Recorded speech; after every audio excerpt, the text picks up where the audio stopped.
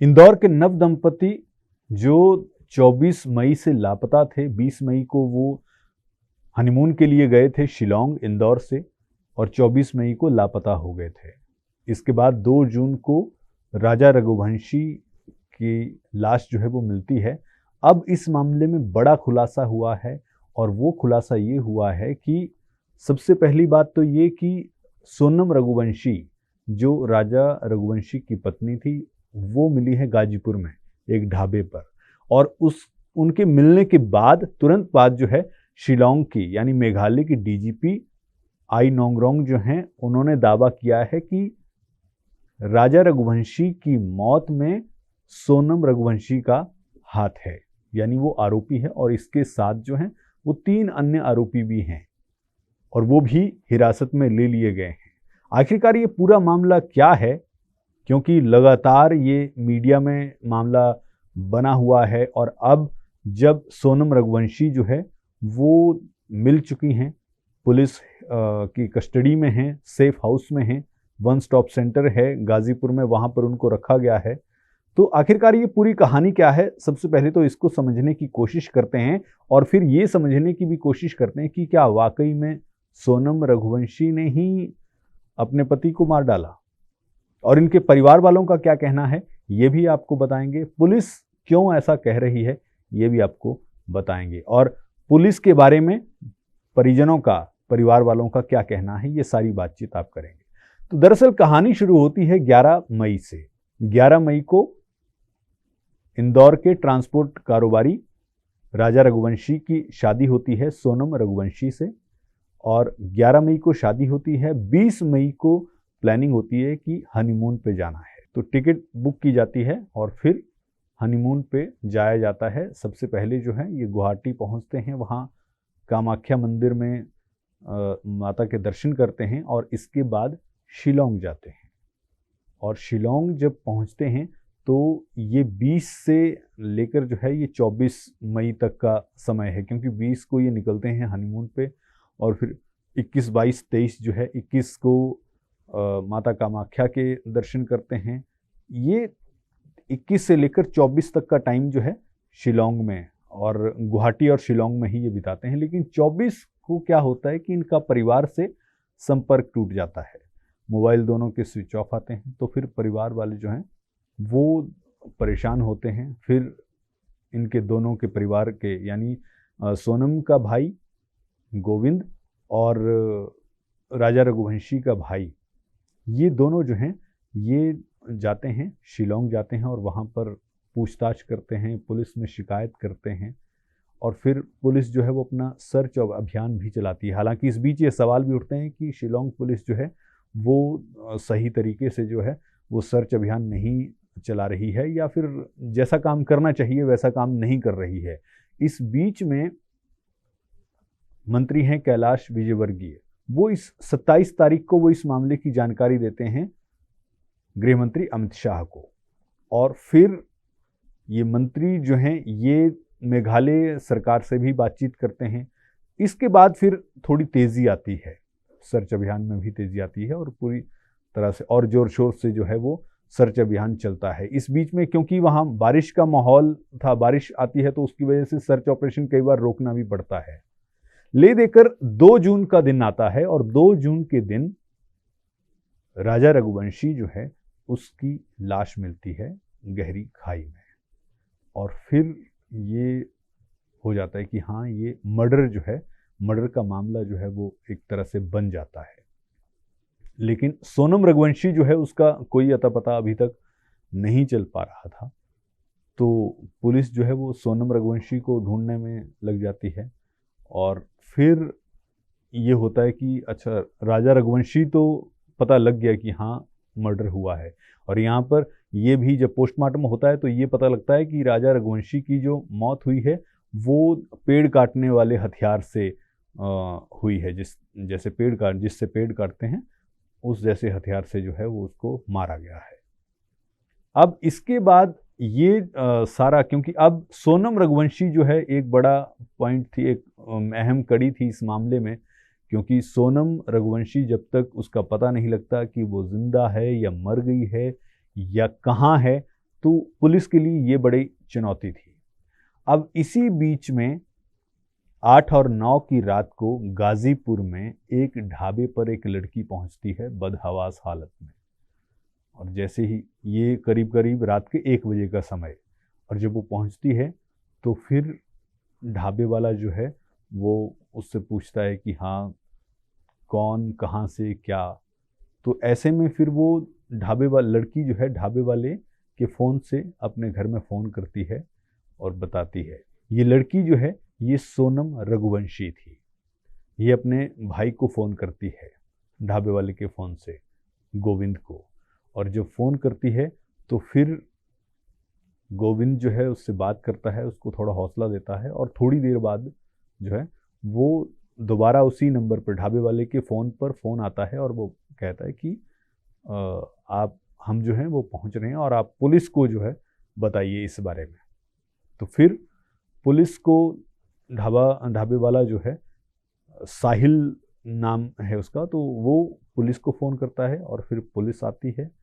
और इसके बाद फिर पुलिस सोनम को अपने साथ जो है वो ले जाती है। वन स्टॉप सेंटर जो है वहाँ पुलिस उसको रखती है, क्योंकि उसकी हालत जो थी वो बदहवास जैसी स्थिति में थी, तो थोड़ा उसको फर्स्ट एड टाइप जो है वो भी दिया जाता है। और उसके बाद वन स्टॉप सेंटर जो है ये सरकार की तरफ से ऐसे मामलों में बनाया गया है जिसमें कि महिलाओं को एक ही जगह सारी सुविधाएं जो है उनके रहने की, खाने की या पुलिस की अगर सहायता चाहिए तो ये सरकार की तरफ से ऐसे वन स्टॉप सेंटर जो हैं वो खास तौर पर महिलाओं के लिए बनाए गए हैं। सरकार ने इसे सखी नाम जो है वो दिया है। तो वहाँ अभी उसको रखा गया। और फिर क्योंकि गोविंद जो भाई है सोनम रघुवंशी का जिससे बात हुई, उसने फिर बात की राजा रघुवंशी के भाई विपिन रघुवंशी से, दोनों की आपस में बात, क्योंकि ये दोनों ही शुरुआत से ही जैसे ही ये गायब हुए तो दोनों आपस में, दोनों परिवारों से ये दोनों लड़के जो हैं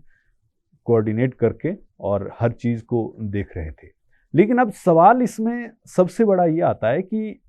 जब सोनम रघुवंशी जो है वो मिल जाती है, इसके बाद ही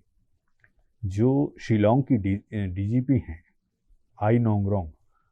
वो ये दावा करते हैं कि सोनम रघुवंशी जो है वही असल में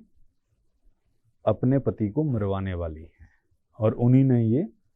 एक तरह से प्लान किया था। और इनके अलावा 3 जो आरोपी हैं वो भी पकड़ लिए गए हैं और इंदौर से ही पकड़ लिए गए हैं, और एक आरोपी जो है वो अभी इसमें बचता है। इसमें उन्होंने ये कहा कि 3 आरोपी जो हैं, ये बाकायदा उन्होंने प्रेस रिलीज जो है वो डीजीपी मेघालय की तरफ से जारी की गई है, जिसमें ये कहा गया है कि 2 आरोपी जो है वो इंदौर मध्य प्रदेश से पकड़े गए हैं और एक आरोपी जो है वो ललितपुर उत्तर प्रदेश से पकड़ा गया है, जबकि एक जो है वो अभी बचता है। तो ये उनकी तरफ से कहा गया। और इसके तुरंत बाद, इसके बाद फिर मेघालय के जो मुख्यमंत्री हैं कोनराड संगमा, वो एक्स पर पोस्ट करते हैं और ये कहते हैं कि वारदात में शामिल 3 हमलावरों को गिरफ्तार कर लिया गया है और ये हमलावर जो हैं ये मध्य प्रदेश के ही रहने वाले हैं और एक अन्य जो हमलावर है उसकी तलाश जो है वो की जा रही है। तो ऐसे में फिर सवाल उठता है कि ऐसे कैसे सोनम जो है वो अपने पति को इस तरह से मार सकती है। और अब मीडिया जब आप देखें, सोशल मीडिया खासतौर पर आप देखें तो हर जगह अभी तो ये आरोपी ही है। अगर हम मान लीजिए डीजीपी मेघालय की बात को मान भी लें तो आरोपी ही है, लेकिन सोशल मीडिया पर आप जाते हैं तो आप देखते हैं कि उसको पहले से ही दोषी ही बना दिया गया सोनम को। लेकिन जब सोनम के पिता से बात की गई तो सोनम के पिता ने ये कहा कि मेघालय पुलिस जो है ये अलग ही कहानी गढ़ रही है और मेरी बेटी जो है वो ऐसा नहीं कर सकती है। मैंने अपनी बेटी को, अपने बच्चों को इस तरह के संस्कार जो हैं वो नहीं दिए हैं, तो हमारे बच्चों में ऐसे संस्कार नहीं हैं और ऐसी कोई बात नहीं है। लेकिन दूसरी तरफ फिर जब हम राजा रघुवंशी की माँ की बात को सुनते हैं तो उनसे जब मीडिया ने बात की तो उनकी तरफ से ये कहा गया कि ये जो हनीमून पर जाने की बात थी तो जो राजा रघुवंशी है यानी उनका बेटा जो है वो हनीमून पर नहीं जाना चाहता था। तो राजा रघुवंशी ने उनको बताया था, यानी अपनी माँ को बताया कि इसने टिकट बुक कर लिए हैं और ये जाना चाहती है, तो अब मैं क्या करूं। तो फिर माँ ने कहा कि अगर टिकट बुक कर लिए हैं तो फिर चले जाओ। फिर उन्होंने ये भी पूछा था कि कितने दिन का था, कितने दिन का मतलब टूर है ये। तो उन्होंने कहा कि राजा रघुवंशी ने कहा कि 6 से 7 दिन का टूर है। तो ये अब बात जो है ये राजा रघुवंशी की माँ उमा की तरफ से कही गई है। और साथ ही उन्होंने एक सवाल और भी उठाया कि मैंने जब तस्वीर सोनम की देखी तो उसके पूरे शरीर पर कोई चोट का निशान नहीं है। तो ये भी सवालों के घेरे में जो है वो सोनम को खड़ा करती है। हालांकि अगर हम राजा रघुवंशी के भाई की बात करें तो भाई का ये कहना है कि उन दोनों ने ही टिकट बुक किया था और दोनों की सहमति थी, दोनों जाना चाहते थे। दोनों ने मिलकर ही, यानी दोनों ने, राजा रघुवंशी और सोनम ने, दोनों ने मिलकर ही ये प्लानिंग की थी कि हमें हनीमून पर जाना है। अब क्योंकि अभी तक सोनम की तरफ से किसी भी तरह का कोई बयान या कोई ऐसी बात सामने नहीं आई है जिससे कि ये अंदाज़ा लगाया जाए कि अब जो मतलब क्या वाकई में सोनम ने ही इस पूरी वारदात को अंजाम दिया है या फिर इसके पीछे कोई और है। अच्छा, इसमें एक और बात जो है वो निकल कर सामने आई है, क्योंकि जब सोनम की तरफ से, सोनम के परिवार की तरफ से सोनम का भाई और राजा रघुवंशी की तरफ से राजा का भाई जो है, दोनों जब शिलोंग गए और वहाँ पर उन्होंने पूछताछ की और फिर सीसीटीवी जो है वो भी खंगाले गए, तो वहाँ पर जो उनको जानकारी मिली उसके आधार पर भी अभी कुछ साफ स्पष्ट जो है वो नहीं हो पाया है। लेकिन अब इंदौर पुलिस ने जो गिरफ्तारियां की हैं उनमें ये कहा गया है कि 3 लोग, पहले तो ये हुआ कि 3 लोग गिरफ्तार किए हैं। अब थोड़ी ही देर बाद, यानी आप ये कह सकते हैं कि सुबह ये खबर आई कि 3 लोग जो हैं वो गिरफ्तार किए गए हैं, लेकिन दोपहर होते तक एक और व्यक्ति, जिसकी ये बात कही जा रही थी कि एक अन्य व्यक्ति जो है वो भी गिरफ्तार होना है, उसको भी गिरफ्तार कर लिया गया। यानी जो चारों आरोपी हैं उनको गिरफ्तार कर लिया गया। इनमें से एक व्यक्ति, आरोपियों में से एक व्यक्ति ऐसा है जो सोनम के साथ काम करता था, और अब ये अपने अपने अंदाजे जो हैं लोग लगा रहे हैं, हर व्यक्ति जो है लगा रहा है। तो अब ये भी अंदेशा जताया जा रहा है कि वो व्यक्ति जो है, क्योंकि वो जब शिलोंग घूमने गए थे तो उस दौरान भी ये 4 लोग जो थे ये साथ में थे। हालांकि इंदौर पुलिस से जब पूछा गया तो इंदौर पुलिस ने ये साफ कहा कि अभी जो है शुरुआती जांच चल रही है और अभी इस बारे में कुछ भी कहा नहीं जा सकता है। लेकिन पूरे तौर पर जब हम इस पूरी तस्वीर को एक कहानी के तौर पर या एक साफ नज़र से जब हम देखते हैं तो ये समझ में आता है कि आरोपों के घेरे में और सवालों के घेरे में सोनम जो है वो खड़ी है। लेकिन अब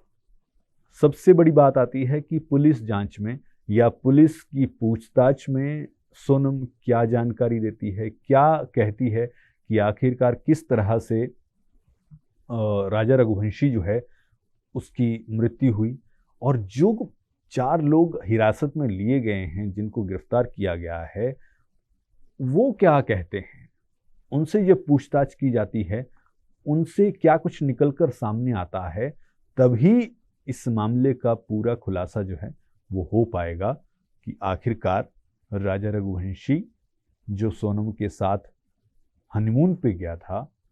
उसकी मृत्यु जो है वो कैसे होती है, कैसे वो, क्या किसी हादसे का या फिर किसी तरह के लोगों का, कैसे आखिरकार ये पूरी कहानी जो है ये क्या निकलकर सामने आती है, ये तो जब पुलिस अपनी पूछताछ करेगी उसी में खुलासा हो पाएगा। लेकिन इतना ज़रूर है, क्योंकि जिस हिसाब से ये पूरा मामला मीडिया में छाया हुआ था और अभी भी मीडिया में पूरी तरह से छाया हुआ है, और अब सोनम जिस तरह से सवालों के घेरे में है, तो ऐसे में बहुत ज़रूरी है कि पुलिस अपनी जांच जो है वो पूरी निष्पक्षता से करे। और पुलिस जांच में जब, क्योंकि जाहिर है सोनम से सवाल जवाब तो होंगे ही, अब सोनम इस पर क्या जवाब देती है और क्या कहानी निकल कर सामने आती है, ये देखने वाली बात होगी।